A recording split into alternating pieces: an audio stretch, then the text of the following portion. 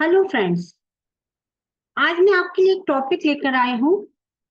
Impression और ability, प्रभाव या क्षमता, ये दोनों चीजें क्या हैं और कैसे आपकी लाइफ में काम करती हैं।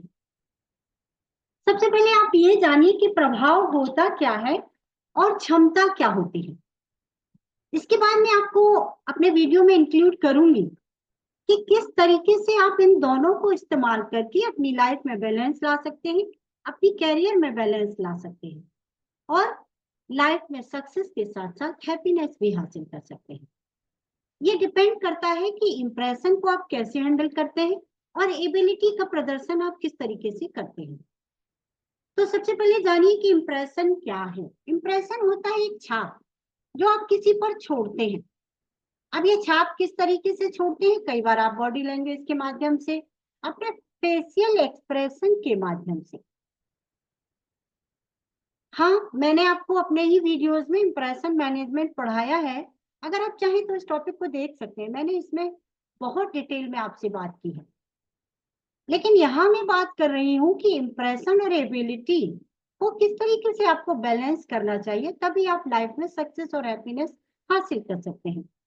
इंप्रेशन अगर फ्रॉड है तो वो डिसऑनेस्ट इंप्रेशन कहा जाएगा।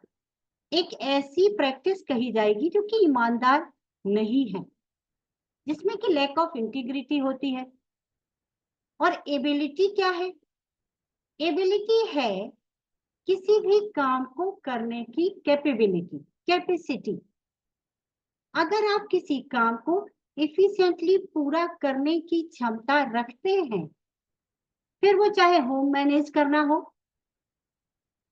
या फिर अपने कैरियर में अपने काम को दक्षतापूर्ण तरीके से पूरा करना हो, रिजल्ट ओरिएंटेड ढंग से काम को देखना हो अपने ऑफिस में। तो ये दो चीजें हुई जिनकी की मैं बात कर रही हूँ। एक तो है इंप्रेशन, आपका प्रभाव किसी दूसरे पर, फिर वो चाहे ऑफिस में हो, सोसाइटी में हो, आपके फ्रेंड्स में हो, फैमिली में हो या कहीं भी। जो प्रभाव आप दूसरों पर छोड़ते हैं वो इंप्रेशन कहलाता है। और आपके काम करने का तरीका, आपके काम करने की काबिलियत और क्षमता, ये एबिलिटी है। तो आइए मैं बात करूं दोनों ही टॉपिक को इंक्लूड करते हुए। इंप्रेशन का इस्तेमाल आप कहाँ करते हैं और एबिलिटी को कहाँ इस्तेमाल करते हैं? आपको देखना चाहिए कि आपके लाइफ का पर्पस क्या है। जब आप यंग होते हैं तो आपका केवल मकसद होता है दूसरों को प्रभावित करना। आप स्टाइलिश तरीके से बाल बनाते हैं, आप अच्छे से अच्छा ब्रांड कपड़ों का यूज करते हैं, अच्छे से अच्छे शूज यूज करते हैं और पूरे समय आपका फोकस आपकी पर्सनालिटी पर होता है, विजिबल पर्सनालिटी पर कहना चाहिए, जिससे कि लोग देखते हैं आपको कि आप स्मार्ट दिख रहे हैं, आपने ब्रांडेड कपड़ों से ड्रेसअप किया हुआ है, प्रेजेंटेबल दिख रहे हैं, कहना चाहिए अपनी बॉडी लैंग्वेज को भी स्टाइलिश रखते हैं आप। तो एक तो होता है इंप्रेशन को कायम करने के तरीका, और पर्पस। पर्पस होता है आपका एकमात्र पर्पस दूसरों को इंप्रेस करना, दूसरों से अटेंशन सीख करना। अटेंशन सीख करने का मतलब है कि लोगों को अपनी तरफ आकर्षित करना, अपनी इंपॉर्टेंस को प्रेजेंट करना, अपनी प्रेजेंस को प्रभावशाली तरीके से दूसरों के सामने प्रस्तुत करना, आपका ये पर्पस होता है। जब आप यंग होते हैं तो ठीक है, आपने इंप्रेशन जमाने की एक उम्र है, आपका पूरा फोकस उसी पर है। लेकिन केवल इंप्रेशन जमाने से अपनी लाइफ में आप स्टेबिलिटी, हैप्पीनेस नहीं ला सकते हैं। इसीलिए in between the impression and the ability happiness भी बहुत मैटर करती है। तो आपको केवल इंप्रेशन से काम नहीं चलाना है। कुछ समय तक आप चला सकते हैं अपनी लाइफ में। जब आप स्टूडेंट्स हैं, आपने अभी जॉब नहीं किया है, सेटल नहीं हुए हैं, कोई लायबिलिटी फैमिली से नहीं उठा रखी है, ठीक है, स्टाइलिश रहिए, इंप्रेशन कायम कीजिए। लेकिन एक समय के बाद आपको फोकस करना होगा अपनी क्षमता पर। अगर आपका स्टाइलिश दिखने का पर्पस पूरा हुआ तो दूसरा स्टेप होना चाहिए आपकी काबिलियत की छाप छोड़ना। तो केवल बॉडी के प्रेजेंटेशन के माध्यम से आप अगर सोचते हैं कि ये इम्प्रेशन परमानेंट होने वाला है तो ऐसा बिल्कुल नहीं होगा। आपको अपनी क्षमता पर भी ध्यान देना होगा। तो इम्प्रेशन का उद्देश्य क्या है और आप कैसे खुशी हासिल करते हैं? आप खुश रहिए, दूसरों को इम्प्रेस करिए, लेकिन साथ ही साथ अपनी काबिलियत को भी इम्प्रूव करते रहिए, अपनी क्षमताओं को भी बढ़ाते रहिए। अगर ऐसा हुआ तो निश्चित तौर पर आप बैलेंस कर पाएंगे अपनी लाइफ में और आप खुशी भी हासिल कर पाएंगे। हैप्पीनेस बेस्ड होती है आपकी क्षमता पर, आपकी ऑथेंटिक पर्सनालिटी पर। इसीलिए कहा जाता है कि इम्प्रेशन जब आप किसी पर डालें तो फर्स्ट इंप्रेशन अच्छा होना चाहिए। आपने बहुत सुना होगा, first impression is the last impression. All right, but this is not the permanent impression. अगर आप चाहते हैं कि किसी को आप परमानेंटली इंप्रेस करें तो आपकी कार्यशैली, आपकी क्षमता, आपकी काबिलियत काम में भी दिखाई देनी चाहिए। तो मैं आपसे कह रही हूं कि इसको बैलेंस करना सीखिए। आवश्यकता एंड विलासिता। बहुत सारे लोग जरूरत से ज्यादा इंप्रेशन पर ही ध्यान देने लग जाते हैं। क्या इसकी जरूरत है? जी नहीं। आप लोगों को इम्प्रेस करने के लिए एक बड़ी गाड़ी खरीदते हैं, बहुत महंगे कपड़े खरीदते हैं, बहुत बड़ा घर लेने के तरीके में लग जाते हैं, प्रयासों में लग जाते हैं और रिश्तेदारों को इम्प्रेस करने के लिए हमेशा लगे रहते हैं।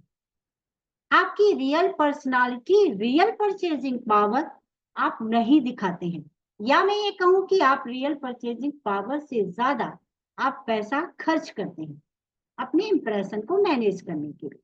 और इसमें आप भूल जाते हैं कि आपकी आवश्यकता कितनी है और विलासिता कहाँ से शुरू हो गई आपकी लाइफ में। आपकी जरूरतें कितनी हैं? क्या आप लग्जरियस लाइफ जीने के लिए इतने उतावले हो रहे हैं जो आपकी बियॉन्ड परचेजिंग कैपेसिटी के बाहर हो रहा है? तो आपको सोचने की जरूरत है, आपकी जरूरतें क्या हैं और आपकी वांट्स क्या हैं। लग्जरी आप कितनी आपको लेनी चाहिए, अपनी लाइफ में शामिल करना चाहिए, आपको इस पे भी ध्यान देने की जरूरत है। तो आप अंतर करना पहचानिए अपनी जरूरत में और लग्जरी में। ठीक है, दोनों ही चीजों की जरूरत है, हर चीज को एंजॉय करना लाइफ में जरूरी है, बट कितनी लिमिट तक ये आपको देखना है।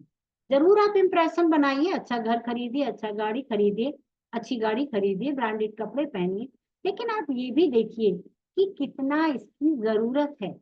बियॉन्ड परचेजिंग कैपेसिटी अगर आप ऐसा करते हैं तो निश्चित तौर पर आप प्रॉब्लम में आ जाएंगे।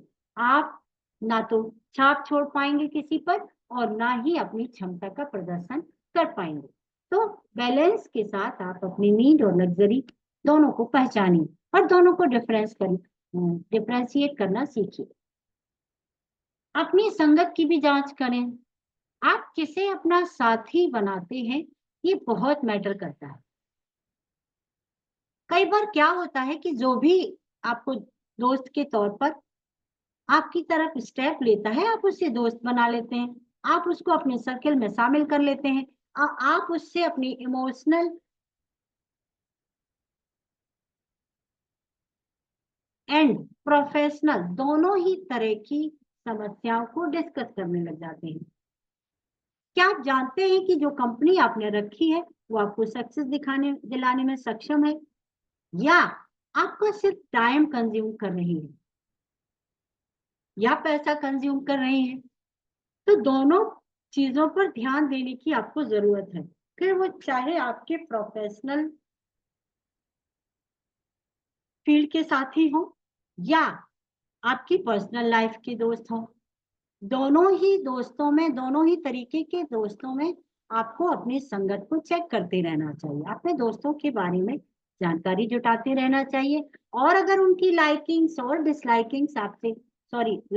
आपसे मैच करती हैं तो ही आप उनका साथ पकड़िए, और ये भी देखिए कि उनके साथ ही आप क्या कीमत चुका रहे हैं। कहीं ऐसा तो नहीं कि आपने जिसे साथी बनाया हुआ हो वो सिर्फ आपका टाइम कंज्यूम कर रहा है, आपसे पैसे हासिल कर रहा है, आपको पार्टी में केवल कंपनी दे रहा है, लेकिन सक्सेस, आपकी लाइफ की सक्सेस या हैप्पीनेस में उसका कोई योगदान नहीं है। उसकी थिंकिंग आपके साथ वैसी नहीं है जैसी कि होनी चाहिए। तो तुरंत अपनी संगत बदलिए, क्योंकि अच्छी संगत ही आपको लाइफ में सक्सेस और हैप्पीनेस दोनों ही दिला सकती है। अटैक और एडवाइस में अंतर करना सीखिए। अच्छे लाइफ के लिए, अच्छी लाइफ के लिए आपको ये देखना होगा कि कौन आपके शुभचिंतक हैं। मान लीजिए वो आपके पेरेंट्स हैं या आपके ऐसे रिलेटिव जो दिल से आपका भला चाहते हैं और आपकी ग्रोथ देखना चाहते हैं। वाकई वो कोर ऑफ द हार्ट आपके शुभचिंतक हैं, आपको लाइफ में ग्रो करते हुए देखना चाहते हैं। तो उनकी एडवाइस को क्या आप अटैक की तरह लेते हैं? अगर आप ऐसा करते हैं तो निश्चित तौर पर आप अपना ही नुकसान कर रहे हैं। तो मैं ये कह रही हूं कि differentiate between attack and advice. आक्रमण क्या है और सलाह क्या है?